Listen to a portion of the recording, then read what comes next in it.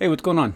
Today I'm going to be doing a build for a knife maker challenge on YouTube, and this is the Samurai Challenge. This is a bunch of YouTube channels that get together and do this, and this time around they've opened it up to pretty much anyone that wants to join the Facebook group can join the Facebook group and submit their viewer submission for a Samurai Challenge build.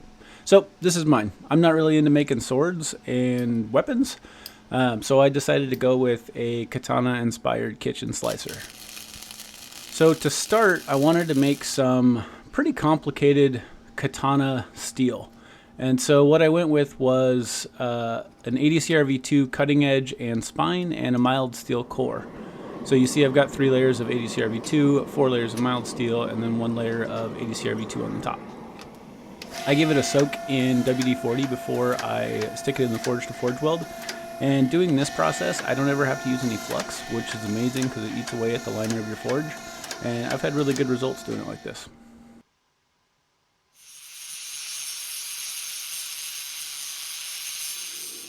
So I just said that I don't use flux, but in this particular instance, I was pretty worried about drawing out the billet perpendicular to the forge welds.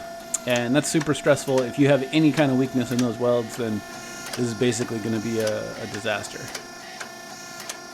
You see, making this core steel, I had to forge weld it together and then rotate it on its side 90 degrees and then draw it as much width as I could out of the blade, or out of the billet, to get it up to 1.5 inches wide.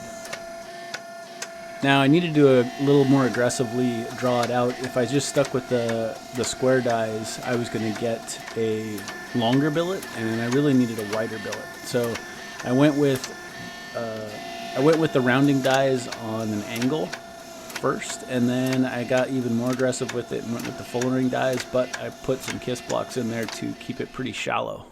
Now that I've got the core steel welded up, now I need to make some Damascus cladding for the outsides. This is kind of the usual process of cleaning all the steel, getting all the mill scale off, cleaning it with acetone, getting it stacked up, welded, and this starts with 19 layers. Give it a little soak in the WD-40.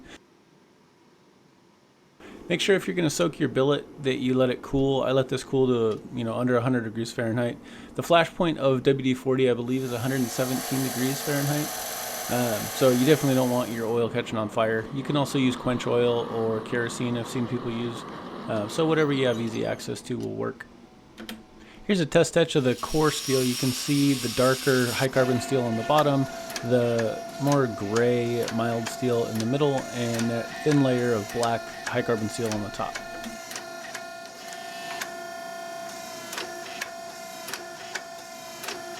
Now this is kind of just your typical Damascus getting your layer count up process. Start with 19 layers, draw out the billet. Lengthwise, I keep it at 1.5 inches because that's the size of all of the flat bar stock I use.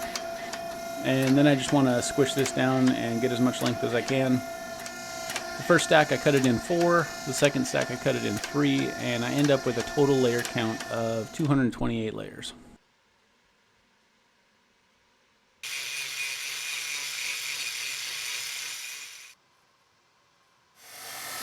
I gotta say, it's been pretty cool having the 12-ton coal iron works press. It's about the lowest barrier to entry press you can get for if you want to get into making Damascus. I had made some Damascus by hand, and it's just so much work to do by hand, and especially when you don't really know what you're doing yet, it's so much wasted effort. And man, I tell you, having a press makes the learning curve so much easier to get over. I think the next thing on the list is a surface grinder, though. That would be really nice.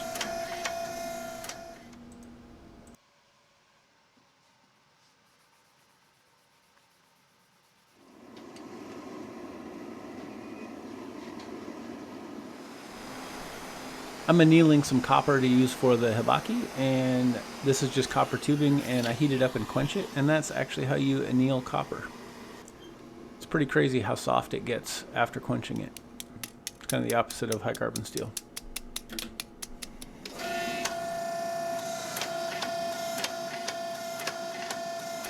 And here we're getting to about the final thickness and length of the 228 layer Damascus. I think it ended up about 14 or 16 inches long.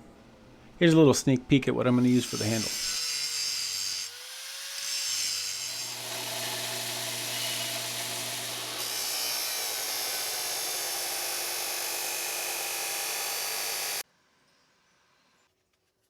So this is going to be my final billet for what I guess I would call the Katana Steel. You've got that thicker piece of core steel, which is 80 CRV2 and mild steel. Then in a typical 7-layer billet or a 7-layer build, you would have medium carbon steel on the outside of the core steel, and then it would be jacketed with high carbon steel. It was a little bit of an oversight on my part, and I didn't order any medium carbon steel, and I didn't have time to get this build done, for the challenge. So I went with 15N20. There's just one layer of 15N20. So this is basically like a Gomai, where there's 5 layers. There's the 228 layer Damascus, 15N20 core steel, 15N20 Damascus.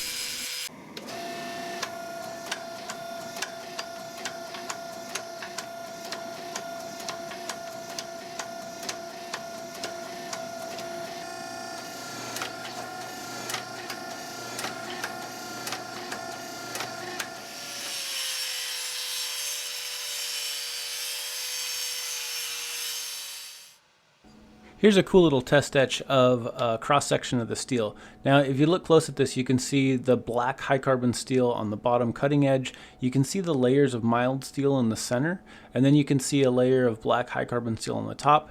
Then you've got the 2 shiny, bright layers of 15N20 to the outsides, and then you can see those thick layers of Damascus on the outer layers. At about this time, I'm thinking, holy cow, I actually did this. This steel looks great. I think this is going to work perfectly.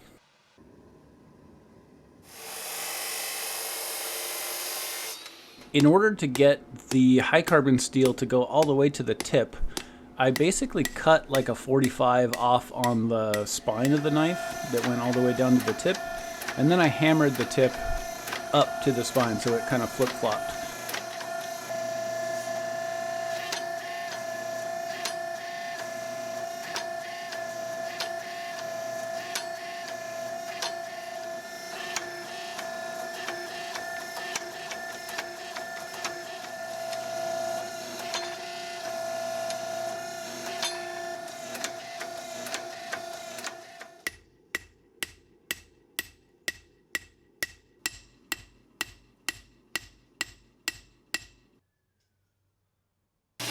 I did a little sanding. I took this up to 220 grit on the belt sander, and then I think I hit it with a surface conditioning belt to get that finish. And I just wanted to get a test etch before I went into the forge.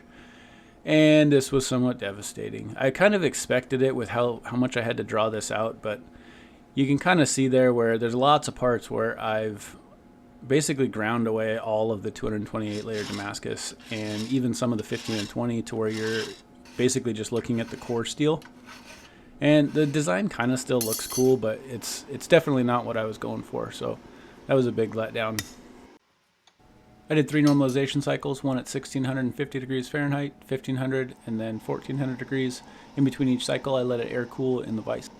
This is the thermocouple that I use to measure the temperature of my forge, and I gotta say this is probably one of the best upgrades you could do to your forge. There's a link to this and a lot of the other tools and materials that I use on my website, davidmoonforge.com, under the product links tab. Now we've got a hardened blade. I quenched in Parks AAA at 1475 Fahrenheit, and I ran 2 2-hour cycles in the temper oven at 425 degrees.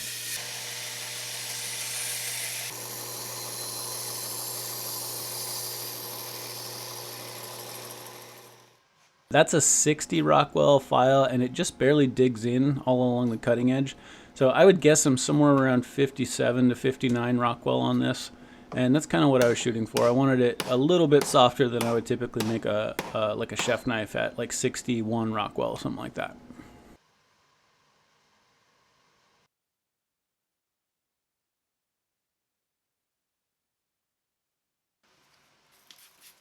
And now we just hand sand until my fingers fall off.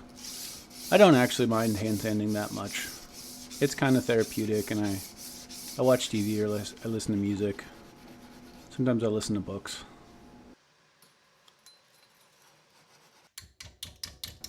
Now I'll fit up the habaki around the knife, and I'll kind of just form it to the blade with the hammer. And the copper is actually pretty easy to work with when it's in its annealed state. You can kind of just mold it to your piece.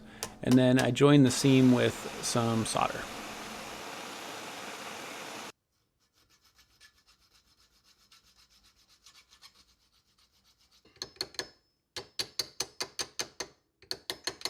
It's pretty amazing how flexible this knife ended up. It's really thin, and I feel like this shot doesn't really do it justice.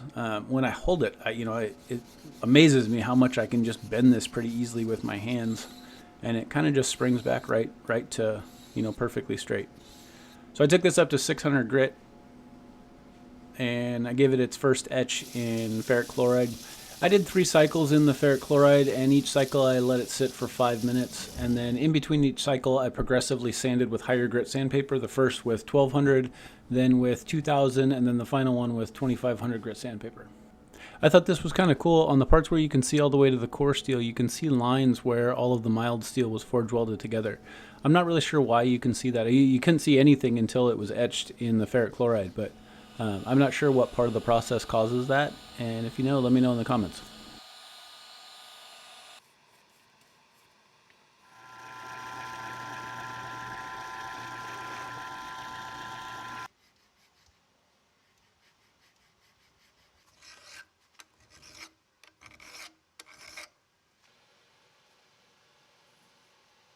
I got that block of stabilized maple from MSG Blades, and I let them know that I was doing this build for a YouTube knife making challenge, and they were kind enough to send me that green dyed stabilized maple burl piece to use as kind of a bolster for free. So that was pretty neat of them.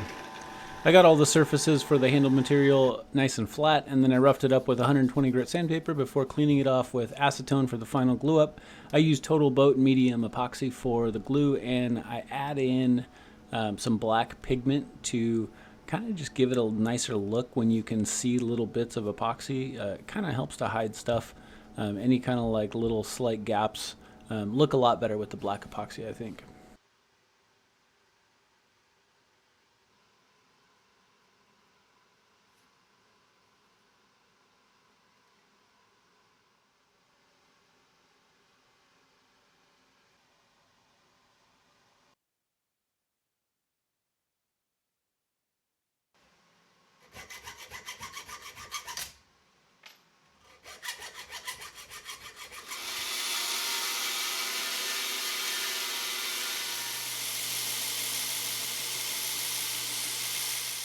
I marked in a center line, and then I measured out.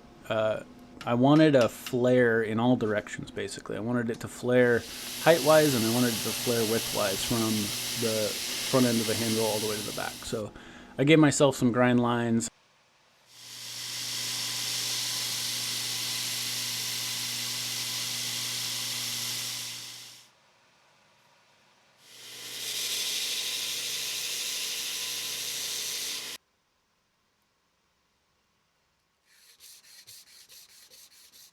I took it up to 600 grit and then hit it on the buffing wheel.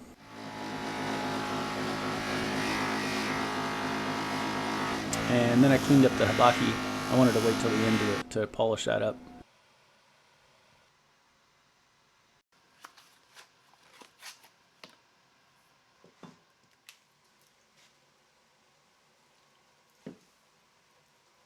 If you ever have trouble sharpening your knives, those wedge angle guides, I think, are awesome.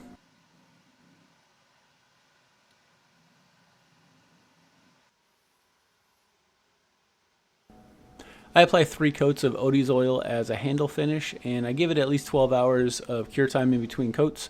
And a good analogy that I've heard with this is when you apply Odie's oil, pretend like you're wiping it off as opposed to applying it.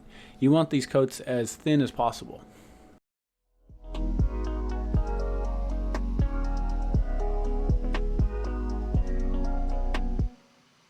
I sharpen this at 20 degrees, and man, it is so thin and so sharp. It is so much fun to cut stuff and swing this thing around.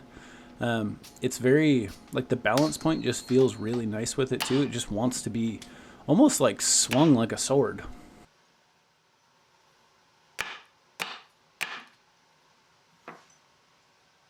I love watermelon. Thanks for watching.